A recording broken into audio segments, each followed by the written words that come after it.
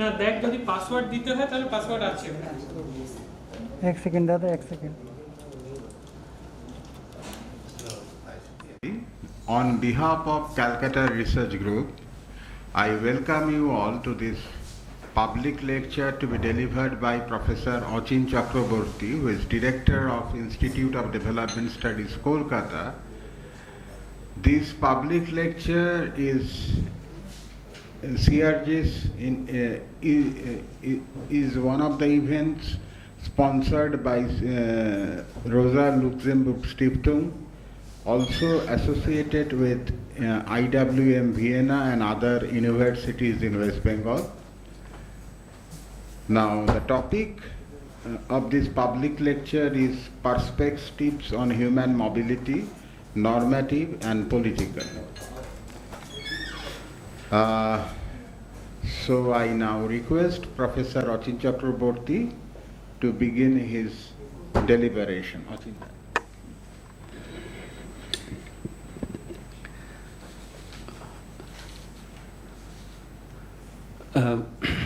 Thank you, Bysadedeb, and good evening to all of you. I'd like to thank CRG and particularly Professor Sabyasachi Boshu Rai Choudhury for extending his warm invitation to present this public lecture today. The topic of this lecture, as I have chosen, perspectives on human mobility, normative and political. I'm sure that you're familiar with, of course, the plurality of perspectives when it comes to migration studies, refugee studies, and also internal displacement, different kinds of mobility that we come across in the world. And of course, that if you want to sort of make sense of the diversity of perspectives on these issues, I mean, when you make a distinction between migration, refugees, migrants, refugees, and internally displaced, of course, the perspective should be different. And I don't make any attempt to sort of cover all aspects of human mobility, but I would like to focus mainly on what is known as migration. And why is it so? Because even quantitatively, of course, I mean, when you look at international migrants, it's roughly the number is such that only 7 to 10% actually are refugees among them. I'm not saying that quantitatively it is insignificant, but what I'm saying is that it is really difficult to focus on all different kinds of human movements in one lecture. So that's why I have restricted myself to broadly what is called migration. Both international and internal. Next.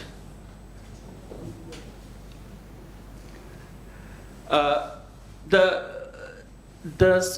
starting observation may be that we are. I think it's the migration studies in many cases is overwhelmed by a kind of normative concern. Particularly this normative concern, which informs our migration studies,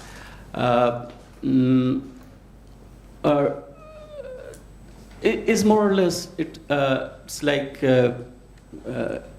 basically the plight of the migrants in the destination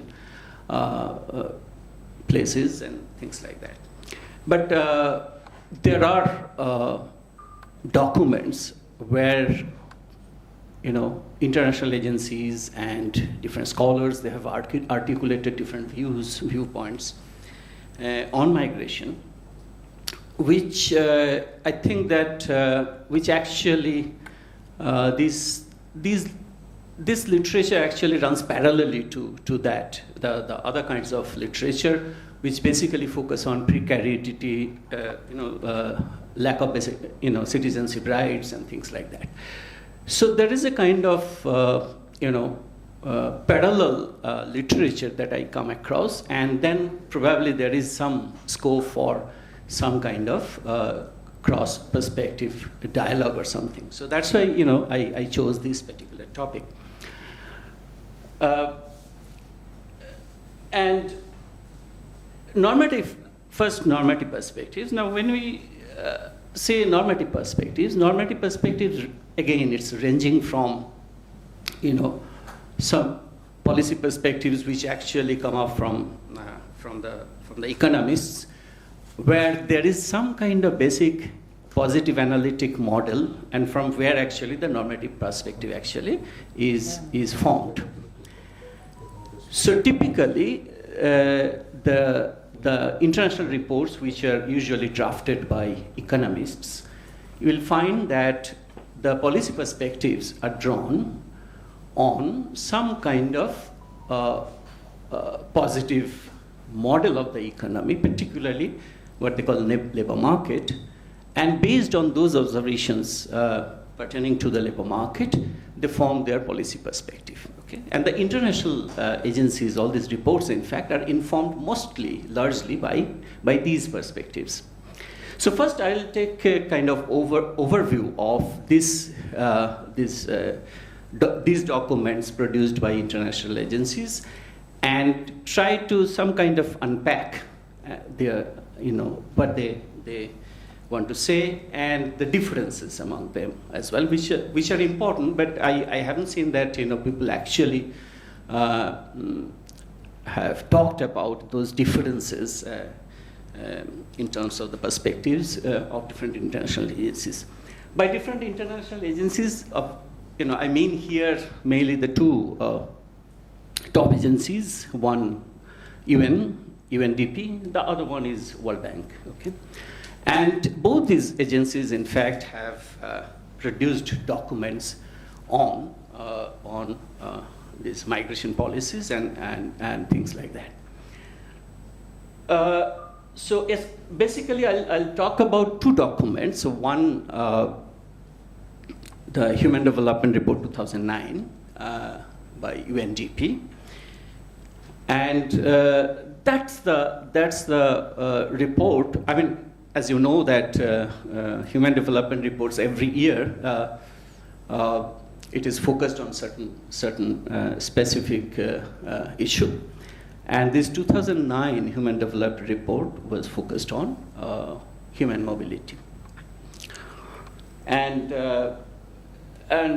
so here we get another normative standpoint besides the right-based standpoint. I mean, the best example of this right-based standpoint, I can refer to a very recent paper by Shokushachi in the Atlantic Quarterly, where he has, in fact, given a very interesting perspective, taking into account the South Asian countries together, and how the citizenship rights, in fact, have or have not been sort of implemented, or how the citizenship rights actually create the barrier, citizenship legislations actually create barrier towards realization of rights. And this realization of rights, because of or in spite of citizenship legislations, that is something that I think Shokushachi's focus was, and it's excellently done in that article. So in fact, I could enrich myself by reading this particular article on this rights perspective. So that's one kind of normative position that one might say, that as far as this citizens, as far as migrants' rights are concerned. And so here the main focus is rights as legislated. But rights, I mean, when you come to, the literature basically motivated by Amartya Sen's writings, particularly UNDP kind of literature, you'll find that it is not confined to just rights as legislated. It's a kind of moral rights which are usually invoked in UNDP documents. Anyway, so that distinction, I'll make further elaboration on some of these distinctions later on when I come to this UNDP's document, that is Human Development Report 2009.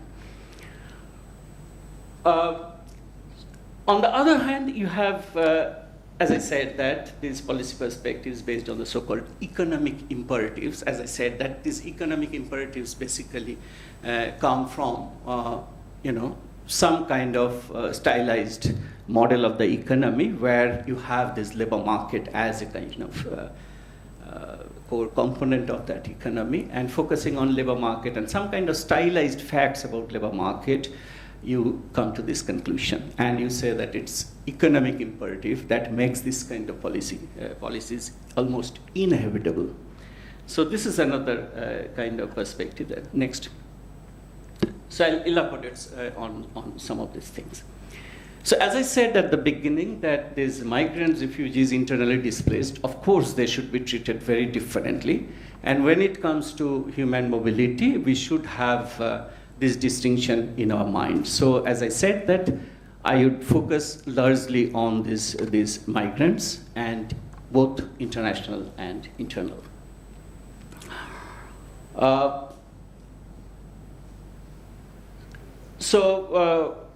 These are the issues broadly, which could be discussed further, but I'm not going to elaborate on that. Next.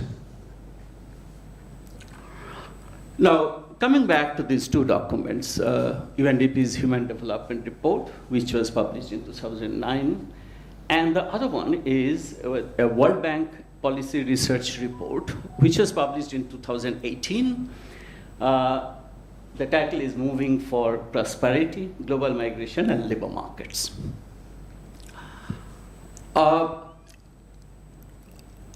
When you start reading these documents, at the beginning, you don't see much difference in terms of their broad observations on what migration can do to the economy and also to the welfare of people. Sort of consensus you could see that, sort of agreement you could see between these two agencies as far as the welfare implications of migration is concerned. What is it? Both the agencies, in fact, both the documents, in fact, agree on this observation that migration, in fact, helps both the sending country and recipient country. There's no disagreement on that. And migrants don't have any adverse or negative impact on the locals in terms of the job market opportunities and in terms of wages and things. And there are numerous articles are there, empirical papers are there, which actually could be cited in support of this position that immigrants, in fact, have not taken away jobs from the natives. And second, the level of wages, in fact, is not much changed because of in-migration in the country. So there are explanations of that, why it is so. So I'll come to some of these explanations. But basically on this point, in fact, these documents don't differ much. Their observations more or less the same. Next. But this I have already spoken. Next. So let me focus a little bit on this World Bank document. I just picked some of these quotes from that report that research has repeatedly demonstrated that migration is good not just for migrants but also for the communities they leave behind and for the countries that welcome them. Now, this is more or less common between these two reports. Immigration policy should be designed with markets in mind. Now, this is something which is clearly spelled out in this 2018 report, which is not so in UNDP report, Human Development Report. I'm not saying that this is a very big difference, but the difference actually comes in terms of the policy prescriptions. So when I elaborate on the policy prescriptions, then you can see where actually this, this difference can lead to. What is it? So immigration policies should be designed with markets in mind. What is the logic? Why? Because of the difficulty of restricting migration in the presence of large wage differentials. You see that the entry point here is that it's a difficulty of restricting migration. Difficulty of restricting migration, not an unconditional facilitation of migration, right? No. So just because the reality is that it is difficult to restrict migration in the presence of large wage differentials. I'll talk about the last part also, which also can be contested. Why? Because just mere existence of large wage differentials actually doesn't trigger migration, unlimited migration. So, by way of putting this in these terms, actually, what the authors of this report actually, or I would say that it's an unintended consequence of that, is that what we actually see in the popular kind of discourse or popular kind of observations that migration is a problem, I think that gets reinforced because of this particular point. So as if we live in a country where wages are high, and in the language of Trump, in all those shitholes, okay, they want to come in this country. Why? Because there is large wage differential. So it is kind of legitimization of that kind of motivation for migration, which is not true. Which is not true. And studies after studies actually have shown that it is not just the large wage differential that actually attracts migrants from the poorer countries. In fact, if you look at the data, almost like close to 70% actually of all the people who have moved to some other place from their place abroad, basically between developing countries rather than developing to developed countries. So the proximity of the country, or shared border, all these things actually come into play in this context, but not necessarily that all these poor people from these shithole countries, and they're all moving towards US. No, not really.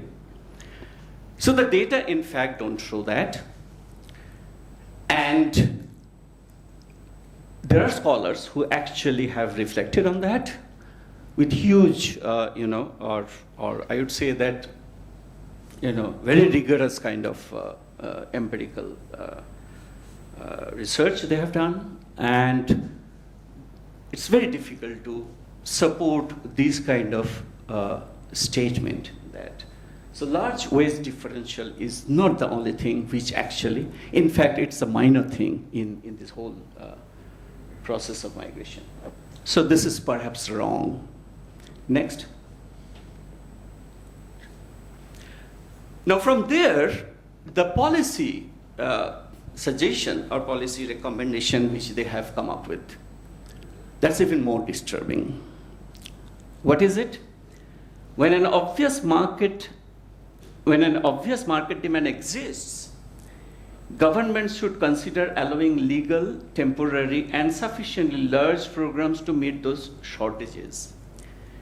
In sectors like agriculture, construction, and tourism, where seasonal and short-term jobs are the norm, temporary migration programs for temporary jobs by divorcing labor market needs from permanent migration. So, this emphasis is mine. Divorcing labor market needs from permanent migration. You see the point. In other words, here the point is that, and I'll show that this is absolutely nonsense given the history of migration, and I'll come to that. That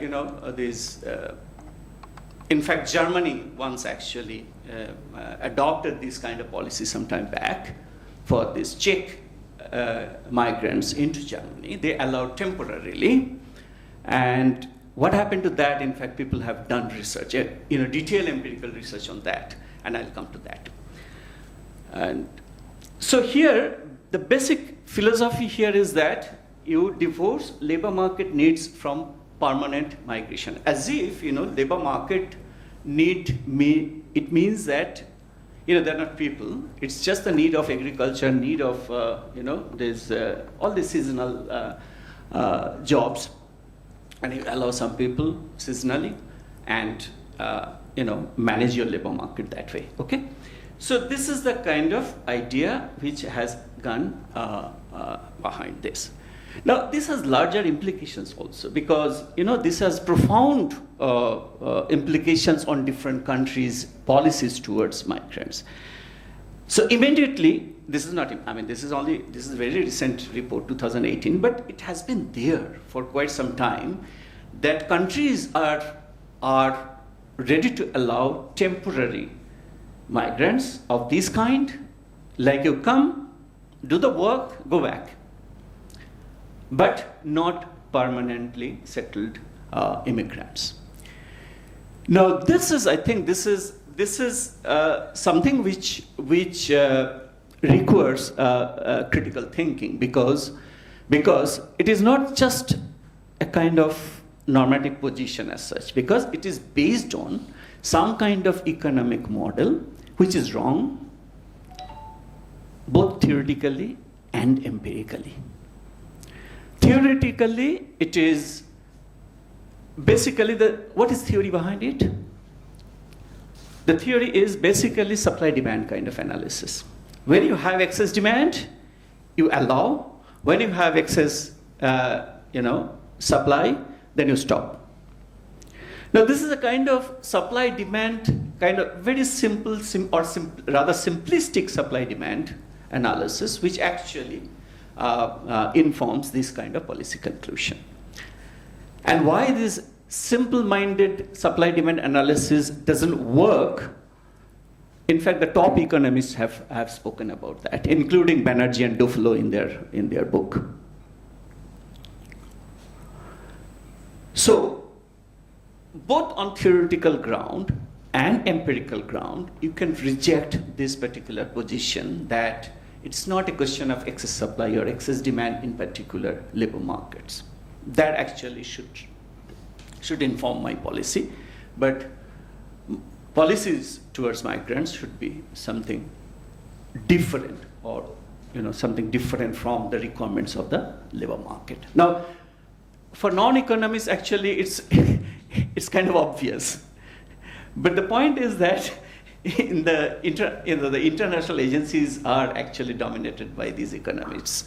So the policies, in fact, the policy documents are in fact full of this kind of simplistic kind of policy recommendations. Next.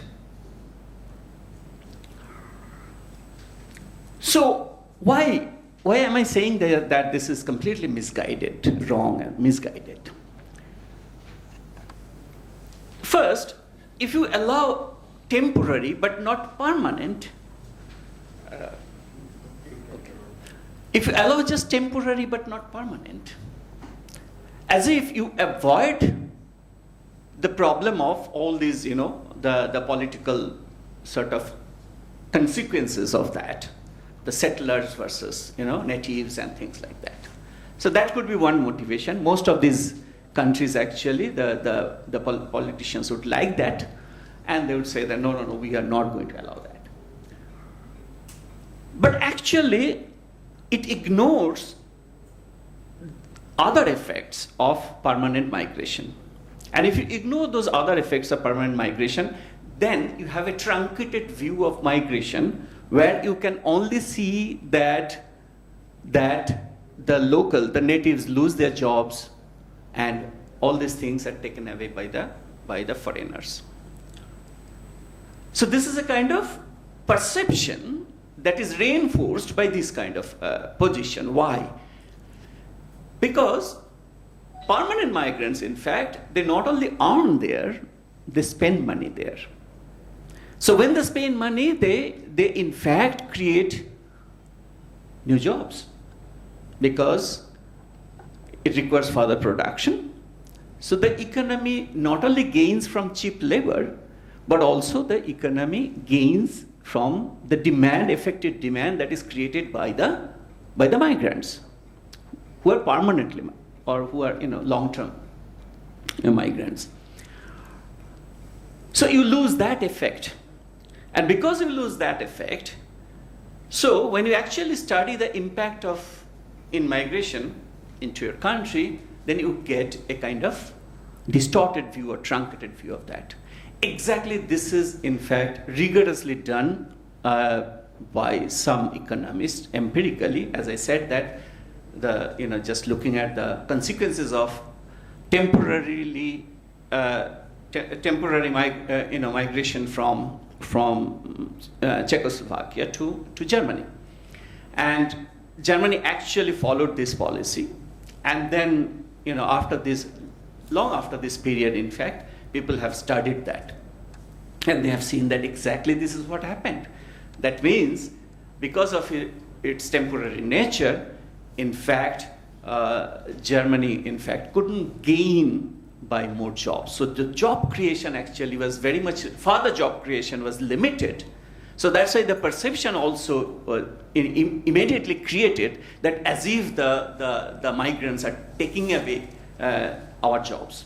Because net job creation was almost zero because of migration. So in that case, in fact, it's easy to get a perception of a kind of zero-sum kind of situation between natives and migrants. But that's not true, or usually it is not true, because most of the countries where actually you have allowed permanent migrants, you have seen that net job creation actually has been positive. And empirically it can be shown, and people have shown that. Second, if you allow low skill, this is another issue that people have debated, and particularly in that World Bank document also, you see that most of these restrictions are for low-skilled migration. So you allow temporary immigrants, temporary movement of people. Where? Agriculture. To some extent, tourism, which is seasonal. Now there, in fact, usually it is low skill. It's not high skill migration. So you actually prescribing this thing for low skill migration. So, but that gives the impression that as if, low skill migration, something should be stopped, should not be allowed. So low skill migration, so the immediate consequence of this is that, this kind of policy document is that low skill migration must be stopped or should be allowed in a very controlled manner. Okay? But we know that these low skill migrants, in fact, there are several effects actually. One effect is that it actually delays further mechanization in certain services, for instance. Now, when you allow this low-skilled labor, then immediately you don't have the pressure to sort of mechanize certain services, okay? You can still use people to produce those things. So further mechanization in services, that is actually delayed. Again, that is also empirically demonstrated, that where this has not happened, very high restriction on low-skill migration, there, in fact, you see that very fast conversion into mechanization of services. So, in other words, I mean, if you look at this from this overall job creation point of view, then obviously this, low-skill migration, in fact, sort of staggers that for a while, that further creation of jobs, not immediately converting this or substituting labor with machines. And so overall, you see that at the low skill level, in fact, in most cases, the migrants, in fact, don't sort of take away jobs from others because of these different occupational categories. Okay, in certain categories, you see that they are concentrated more than in other categories. So where the natives are there, so usually they don't take up jobs from there. So it's a kind of, so taking into account all these arguments, in fact, there's even low-skilled migrants, in fact, they complement rather than compete with the native labor. Next. The other issue that is that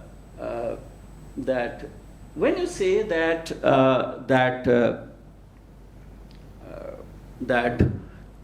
if there is wage differential, then there will be large flow of migrants. Probably this kind of position, in fact, overestimates the benefits of migration. Why? Because they look at just wage differential. Now, just by looking at the wage differential, you cannot really, so if you just run a kind of regression that between wage differential and the flow of migrants, you don't see any relationship between the two. That may be for other factors, which, other restrictive factors in particular countries, that could be the reason, but usually you don't see any kind of relationship between the two. So it's not wage differential, we know that. And I would mention this particular thing because David Card now is well known after he has got this Nobel Prize.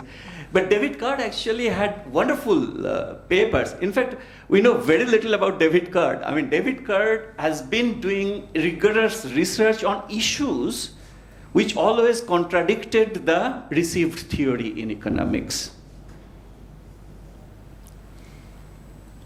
And one of these papers by David Card, it was actually on what is called this medial boat lift.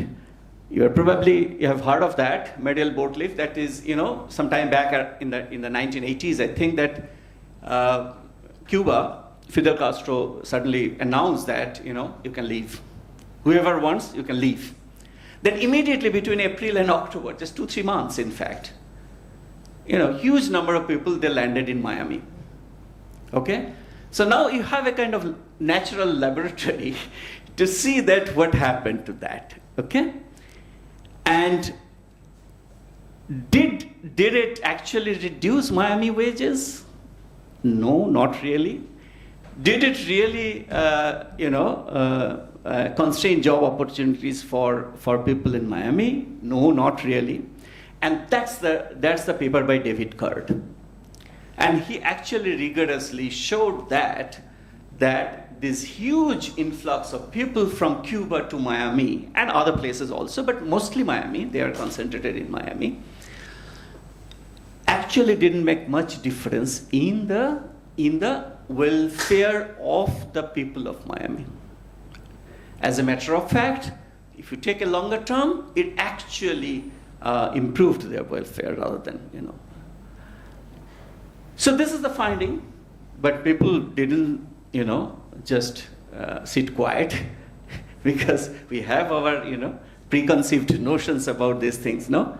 So then, you know, this Borjas, in fact, Borjas actually wrote 2-3 papers on that. Even in 2017 in NBER, Borjas has a paper revisiting that medial boat leaf. And he refuses to accept David Kerr's findings, okay? So all these methodological quibbles, in fact, you know, go on and on and on. It's not yet settled. But I would say that this is an issue which actually people have debated. And this has actually serious implications for policies. Serious implications for policies, because as you know that just based on that, in fact, even the World Bank document, you can see that the basic assumption here is that permanent migrants actually are bad for your economy. Only temporary is allowed. So even the World Bank is saying in 2018, after these 3 decades of research on this, that, you know, even these people from Cuba, when they entered Miami, actually the total labor force in Miami increased by 7%. But still, actually, there was no effect on either wages on the jobs of the natives. So even with these kind of empirical facts, but still, you see the policy documents are being produced based on some kind of high school supply demand. Now this is puzzling, that, you know, this high school supply demand actually doesn't go away. Now this is very puzzling actually. I'm talking about mainstream economics, those who are getting Nobel Prize. So it's not that, you know, some non-mainstream radical people are talking about these things. No, it's within mainstream economics. But it is so difficult to get accepted with these kind of results. In fact, David Kerr had this book, earlier book, in fact, I think it was long back, to 94, Myths and Measurement or something. And in the introduction, he expresses his frustration that when he first actually presented in a conference saying that, look, minimum wages actually do not create unemployment. None of them actually was ready to accept. All these top economists were ready to accept. But finally, David Kerr actually has got Nobel Prize just because of this discovery, that minimum wages actually don't create unemployment. But if you go by this standard, you know, high school supply demand, what does it say? In fact, in even our economics textbooks that we teach in classes, supply demand, minimum wage, then there is, you know, excess supply always. Now this story actually, you know, David Kerr actually said that in the 80s, with a lot of empirical, you know, rigorous empirical research, actually, he said. Okay, so I'm using up my time. Next. Now, coming to this Human Development Report 2009, is it very different from the other one? I would say that apparently, or on, you know, it looks slightly different, even though they agree on this particular point that the majority of migrants, far from being victims, tend to be successful both before they leave their original home and on arrival in their new one. So it is like their, you know, as if freedom, a la Amartya Sen. So UNDP's position actually is that look, migration is basically expanding human freedom,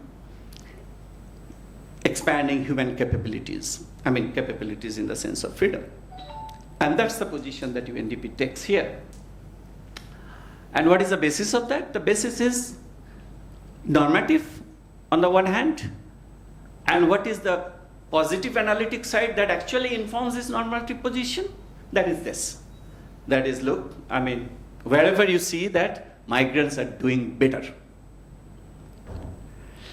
Now, is there anything wrong with that? That, wherever you see migrants are doing better. Of course, I mean, as a normative perspective, when you give this kind of empirical evidence to support your normative perspective that people's freedom should be enhanced, should be expanded. There shouldn't be any borders. It's fine.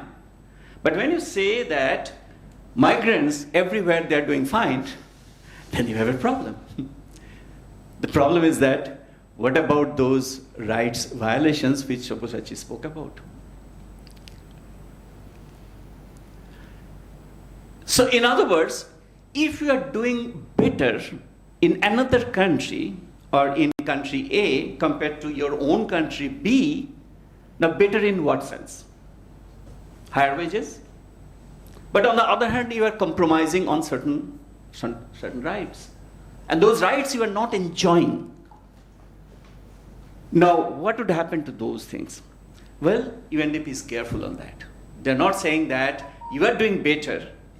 You are doing better just because your earning is more. UNDP is not saying that. What it is saying is that your human development also improves, which means that even non-income dimensions, you are better off. Now that could be average aggregate finding to some extent. Many would agree with that average human development would be better. In most cases, it is better. Not just wages, but average human development is better for the migrants. But again, those problems remain. That is the rights violations. But again, Amartya Sen would say, or UNDP people would say that rights violation is one of the dimensions in your set of functionings. I mean, rights realization is one of the valued functionings in your set. So again, there is no harm. I mean, there is no point in promoting rights realization. So it doesn't exclude that. So in other words, it looks like, as a normative standpoint, UNDP's position is kind of inclusive in the sense that it doesn't look at just wage differential. It looks at other aspects of human freedom as well. Okay, so this is the point that. So that's why they advocate the policies which are more or less like this. Next. So their proposed reforms are something like that, which is a kind of laundry list of things which everyone would agree. I mean, this is the pattern of UN documents, no? I mean, when they say that, okay, so everything is good and that kind of thing. So opening up existing entry channels, ensuring basic rights for migrants. So you see that ensuring basic rights for migrants, it is there. So so it is all inclusive kind of thing. Lowering the transaction cost of migration. Now this is something that usually it is hidden. We don't talk about that, lowering the transaction cost of migration. For instance, and there are kind of real experiments like in Bangladesh. One NGO actually did that experiment. That after this severe, I think one drought or flood, and then there's loss of income, but people are not moving out; they're starving. So this NGO did this experiment that if you give them some money, would they migrate? About 23% of them migrated with some money. So in other words, when you are really destitute, you don't migrate because you don't have the means to migrate. So this is another kind of policy suggestion that, okay, why don't you reduce the transaction cost of migration? That is, the cost required to make the move, from your native place to your destination. So this is reducing transaction cost, or giving some subsidy to sort of reduce to cover the transaction cost, and finding solutions that benefit both destination communities and the migrants they receive. Now this is I'm coming in the Kerala context. I'll give just one or two. I'll make one or two points in the next slide. Like that. Next. So these are the things that, which you won't disagree. Now, in the Indian context, if you look at this, most of these writings by people, I mean, they are mostly development economists, and they have looked at these policies of this migration, like different scholars. And if you do a kind of review of that, you find this. These are the issues which basically goes contrary to what UNDP has suggested. So there is a kind of matching here that, why the conditions of migrants are bad in India. You can see that all those UNDP sort of recommendations, they're being violated to some degree or other. So that's why it's so one is that, these state-specific policies towards the entitlements. That means, now it's much talked about this thing that, portability of your social security from one state to another.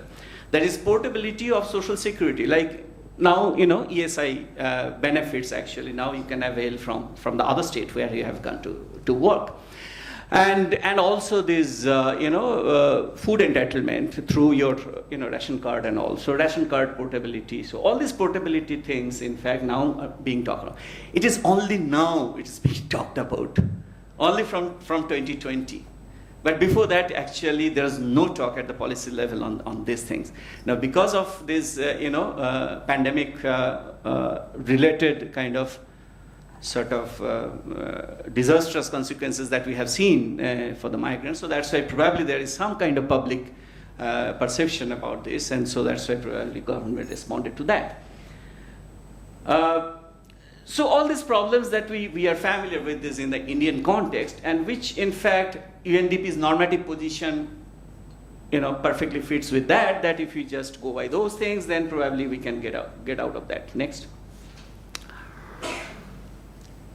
And so these things are quite well known, which again going back to Shobhashi's point that you see that we have this constitutionally guaranteed some kind of citizenship rights, but states after states actually they have very specific rules about all these things, like including language.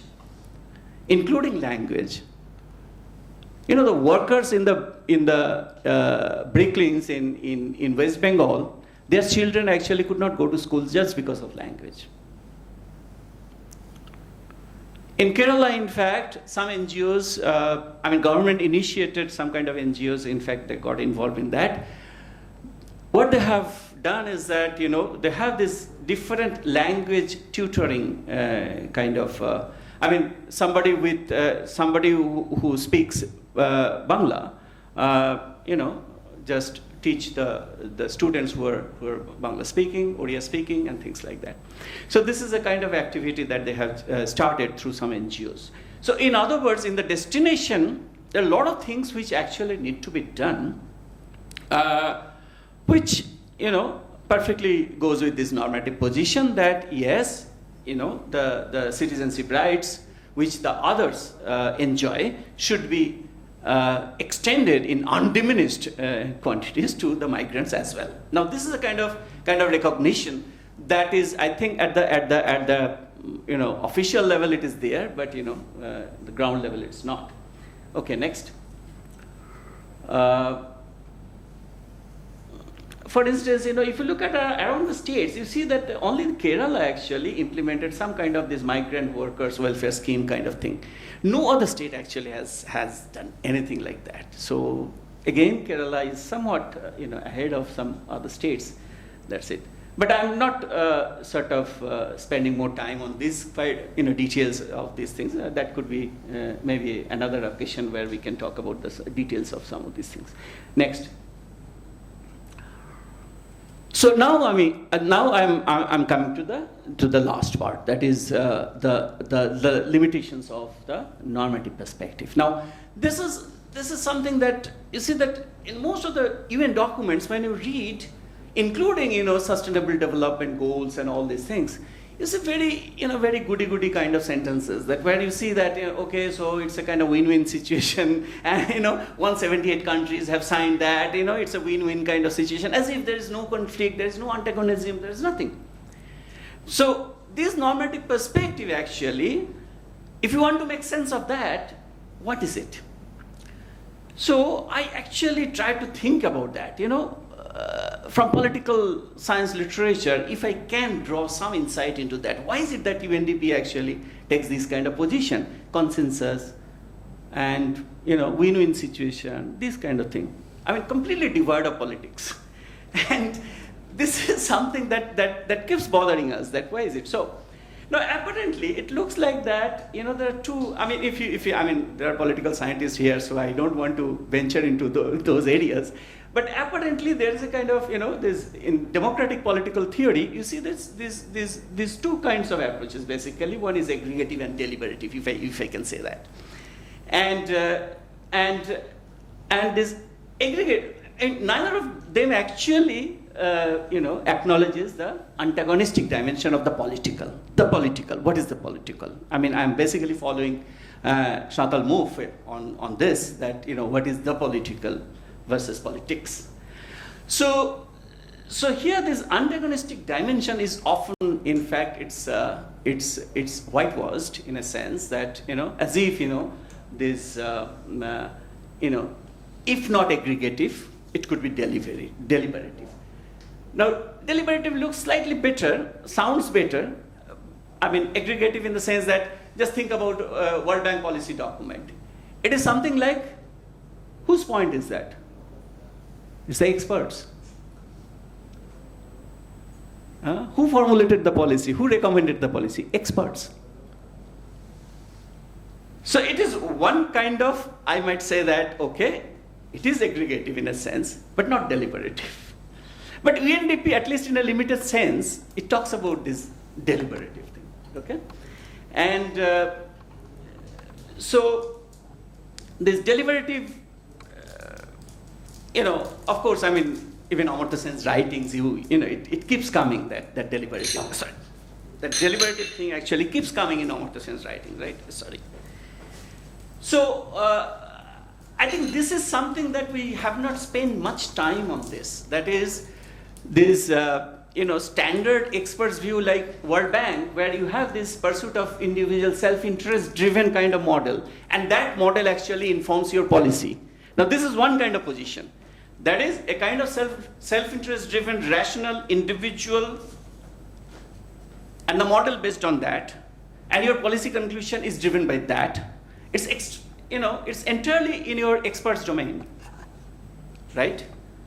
But the other alternative, that is UNDP, which looks like it is normative and it takes into account this deliberative aspect of things, okay? So they have these consultations, they have this, all this consulting with the country, with the ministers and, different stakeholders, what they call stakeholders. So this is a very different kind of process that UNDP actually, goes through. So, so next. So from there, in fact, then the next, what would be the political position that one can take from here? So this is the final point that. So both these approaches in the democratic political theory that we come across here, I mean standard, standard rational kind of thing. Both approaches posit the availability of consensus, reached through either rational procedures, either instrumental rationality in the first case, or communicative rationality in the second case. But basically, it is this communicative rationality, which is the dominant thing now, communicative rationality. But is that the political? No, not really. Because the political, what is the political? Next.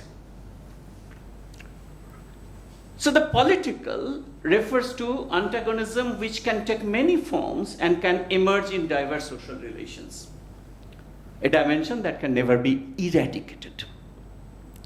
So this antagonism can never be eradicated. So what Mouffe actually is suggesting is very interesting. That is, instead of antagonistic, she proposes agonistic. Now, agonistic is a very interesting way of looking at things, that you don't look at the other as your enemy, because us and them will remain, but again, it's agonistic rather than antagonistic. That means keeping the differences, then you go ahead. Now, this is a very different kind of position that one might take instead of the kind of consensus that UN is actually talking about, UNDP is talking about. That consensus is at the moral plane, it is fine. Amartya Sen will keep believing in that forever because he's a very strong sort of advocate of that consensus view. But there is the political. The political is this. So ultimately, what is politics? Then politics refers to the practices. And those practices, in fact, would change the nature of this antagonism, or to some extent, it is, establish certain order to organize human existence. This is straight away quoting from Moffat. That is, certain order and to organize human coexistence in conditions which are always potentially conflicting because they are affected by the dimensions of the political. So the political will remain. So your politics would be acknowledgement of that, the political, acknowledgement of that conflict and antagonism, and trying to sort of politicize things in this way. Okay, and here, in fact, I think that the crux of the matter actually lies here. Again, you look at these issues of Kerala versus Bihar, or Kerala versus West Bengal. What kind of position do you end up with? It is like, Kerala has been able to do that, we have not been able to do it. It's a government failure. But it is not, because Kerala is highly politicized society. So government failure or government limitations actually is something which you have to unpack further. And there the political actually comes up. So when you say that Kerala has done it, Kerala has been successful, but Bihar failed or UP failed, that doesn't give you the analytical insight into the thing, right? So ultimately you have to understand the nature of the political. Now the welfare board that I spoke about, this welfare board actually has long history. But migration history is something recent. But welfare boards actually started in 1969-70. So they have tagged these migrants issues within a particular welfare board. You see, this is the government's response, but government's response just, it doesn't come from vacuum. It is the political that actually has triggered this kind of response from the government. So, next. Okay, I skipped some of these things. Yeah, so just to summarize that what I have said, that, the different perspectives. World Bank, it is the logic of labor market apparently based on expert knowledge. UNDP, moral consensus based on universalizing logic. Denial of conflicts, it's a kind of communicative rationality. So this is how to summarize, how I would summarize these two documents, and here you can see the differences in perspectives, but the last point that I have made, it is still open, that the political and politics, and I'm not an expert on that, but we can further explore that. Next, I think it's done. Okay. So this is my thank you. Thank you very much. Thank you, Achinda, for such a wonderful deliberation. That's the better to speak louder because the mic isn't catching up. Okay. Can you hear? Yeah, okay. In fact, we have learned a lot of things from an economics perspective, if I say so. And he has talked about migration as it is looked in the mainstream economics. And he has his own points regarding the UNDP document, World Bank document. And he has very nicely related with issues of migration with political and politics. I think now the floor is open for questions. We will take 3 or 4 questions. Some questions have already come online. So not more than 3 or 4 questions we will take from the audience here. So the floor is open now, and I just pass on these questions to Achinda for his response.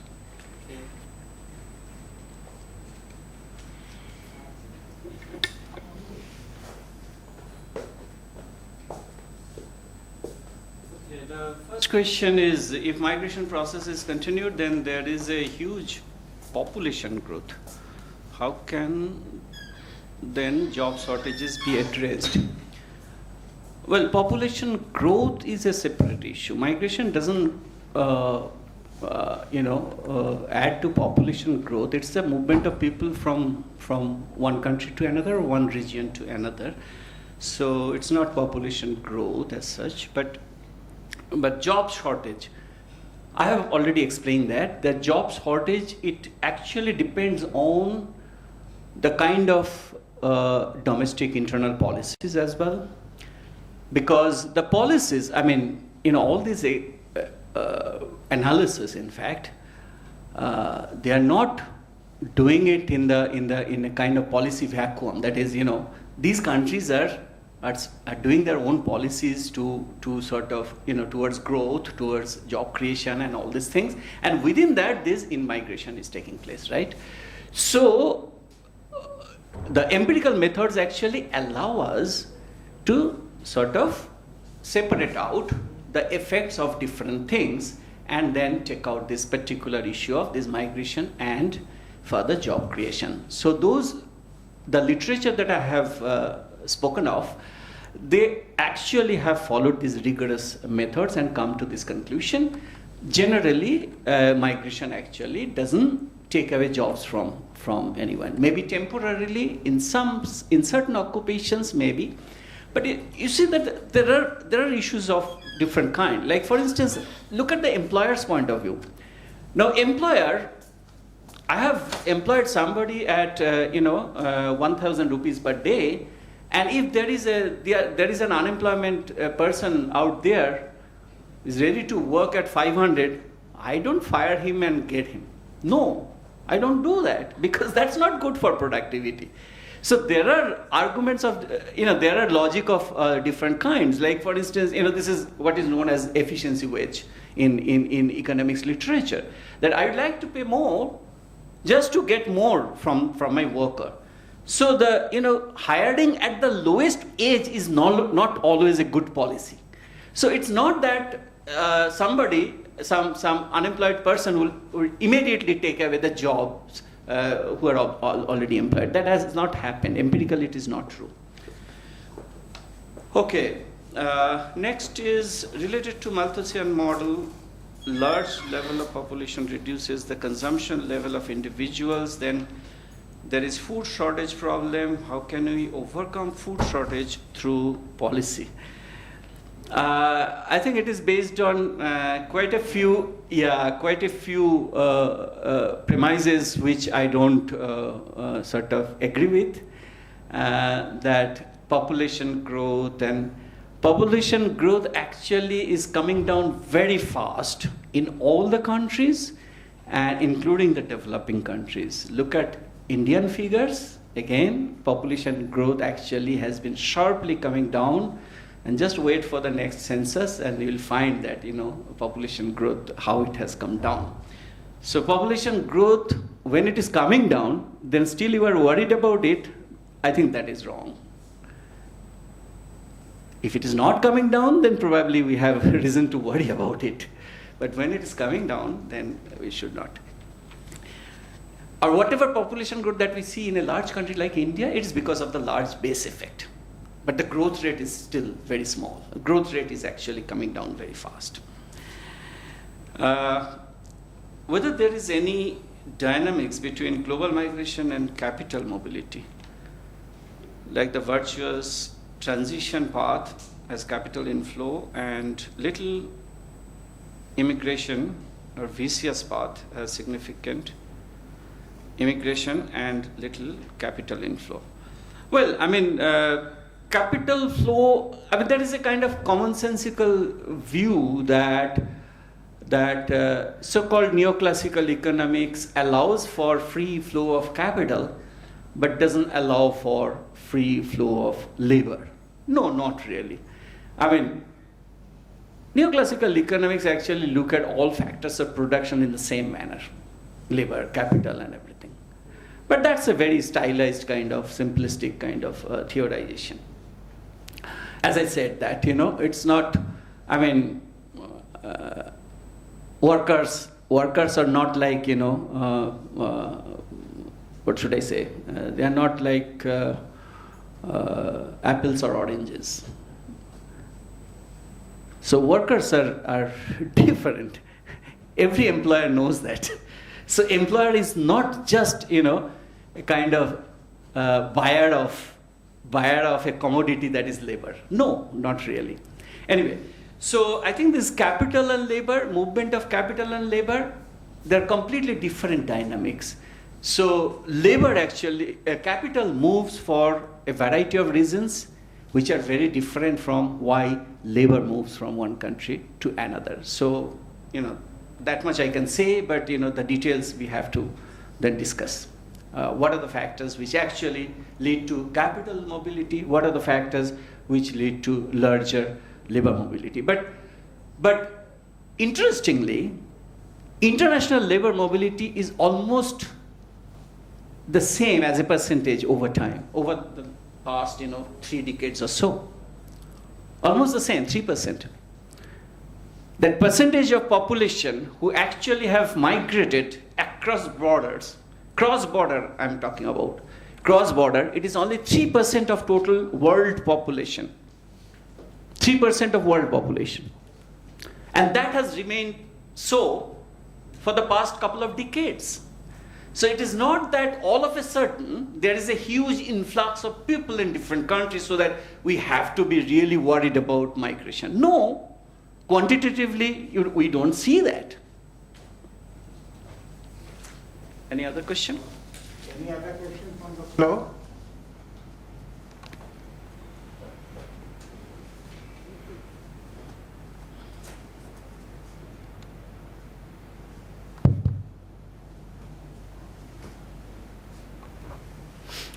माफ़ करेंगे sir, जितना मैं आपकी बातचीत से समझ पाया, आपने 2 पॉलिसी डॉक्यूमेंट्स में एक को कम्युनिकेटिव रेशनैलिटी के डोमेन में रखा, दूसरे को आपने इंस्ट्रूमेंटल रेशनैलिटी के डोमेन में रखा, और आपने इन दोनों अप्रोच की कठिनाई का जिक्र करते हुए ये कहा आलोचना के स्वर में कि ये दोनों अप्रोच जो हैं वो पॉलिटिकल को कंसीडर नहीं करते, उसके साथ कोई मुखामुखम उसका नहीं होता।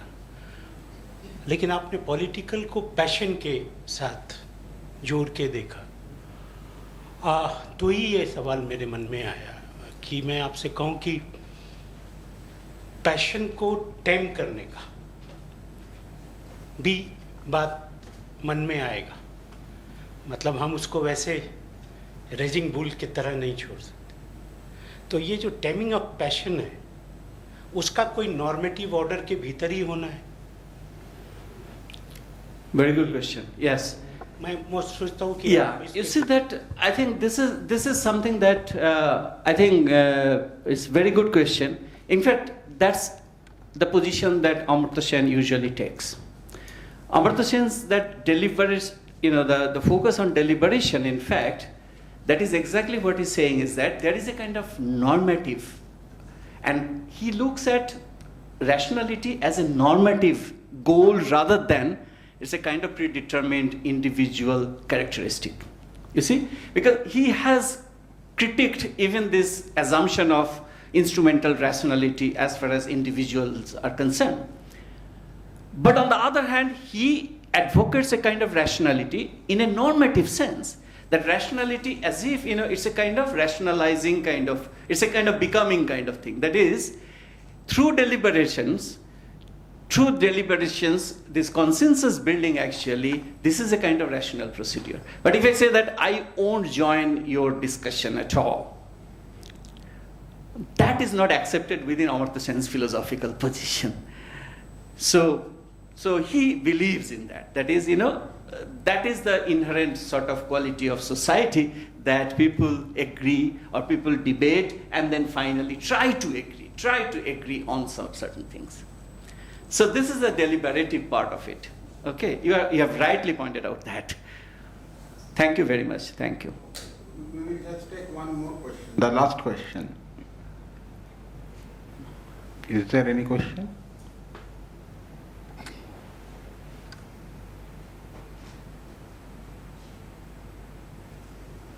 Of course. Thank you for a nice discussion. What I want to bring in that none of these documents take into account the heterogeneity of labor, not only in terms of skill or any other thing. Generally, we talk about migration of skilled labor, unskilled labor, and so and so. That is one point. And another is from the point of view of acceptance of the local community in terms of any other differentiation, maybe ethnicity, maybe religion, maybe anything. So when this so-called international brings out this type of documents, you say that both of them takes a stand, there will be no conflict and nothing. But most of these conflicts arise from this differentiation, this heterogeneity. Your point, count on that. Yeah, you're absolutely right. I mean, that is the point that I'm trying to make. There is a kind of limitation of this, I would say, a libertarian kind of position on these things that, a kind of rationality informs that libertarian position where, okay, you extend you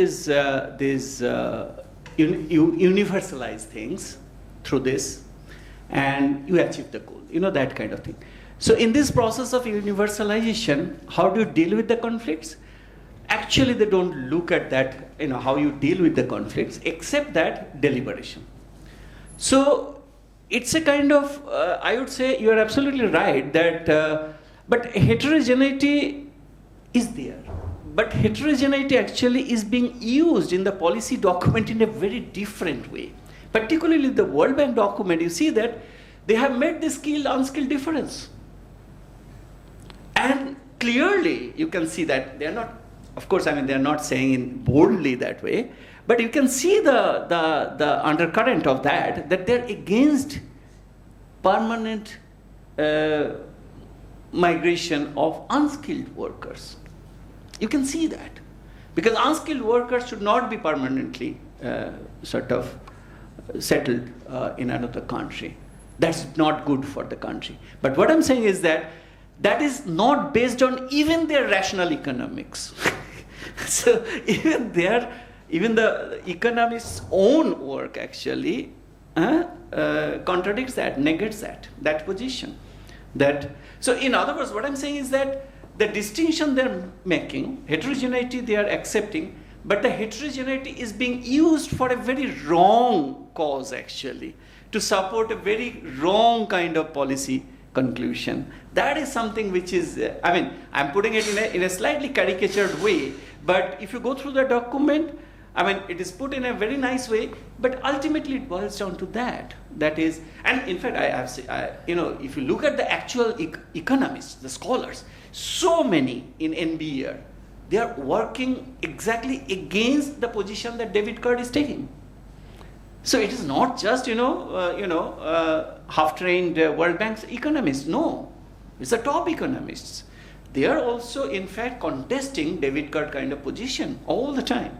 So I think it is a contestation. It is a kind of a discourse which I think we should take into account, because this is very, very interesting. I would say that that how that even within the mainstream, in fact, this is being debated in such a way that I would say that this is interesting.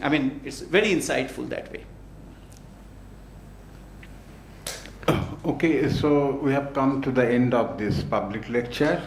On behalf of the Calcutta Research Group, I thank Professor Achin Chakraborty for such a wonderful deliberation on migration, on which CRG is working for a very long time. In fact, today we had a very different kind of viewpoint, in the sense that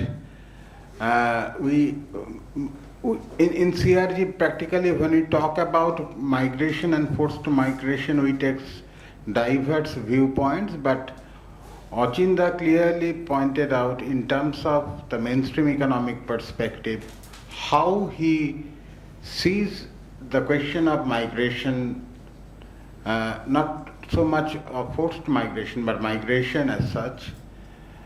And he has analyzed the two major policy documents, one by the World Bank and one by the UNDP. And there are diverse reasons for migration. Wage differential may be just one of them, may play a very little role, although the many economic theories suggest that it is the wage differential that triggers migration.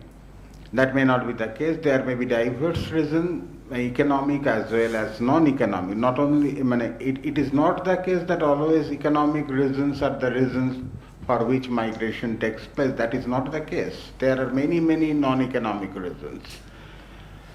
And lastly, he has, I think, very aptly pointed out the question of political, and through that political, he has made an attempt, tried to gauge the normative that he talked about with respect to migration. Thank you, Achinda, very much once again on behalf of CRG.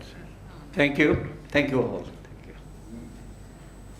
So I now request Anand Upendran to give the vote of thanks.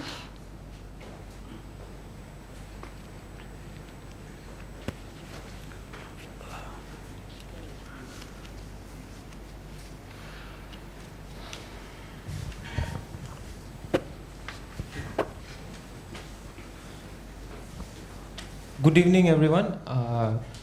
Our first measure of gratitude today, of course, flows to Professor Achin Chakraborty. We thank you both for the readiness with which you accepted our invitation and also for the care which you put into your lecture. We are all the wiser for having listened to you. Thank you very much.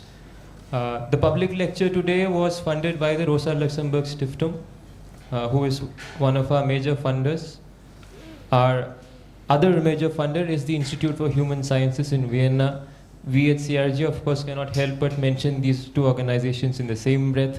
We thank them for their continued support. Today's lecture was chaired by Professor Bysadedeb Dasgupta, who happens to be our president. We thank you for your interest, sir. Our director, Professor Sabyasachi Basurai Chowdhury, is also with us here today. We thank you for your leadership. CRG's distinguished chair, Professor Ranabir Shamadar, who is presently abroad, continues to provide us guidance almost on a daily basis. We thank him for his guidance. And I thank all of you who have joined us here today and also online. We are also thankful for Shobhumi for facilitating the use of this venue. And I also thank all of my friends and colleagues at CRG who have worked very hard to make today's lecture possible. Thank you very much. We have dinner here today, so please have a half full meal before you leave. Thank you very much. Thank you, Ananda.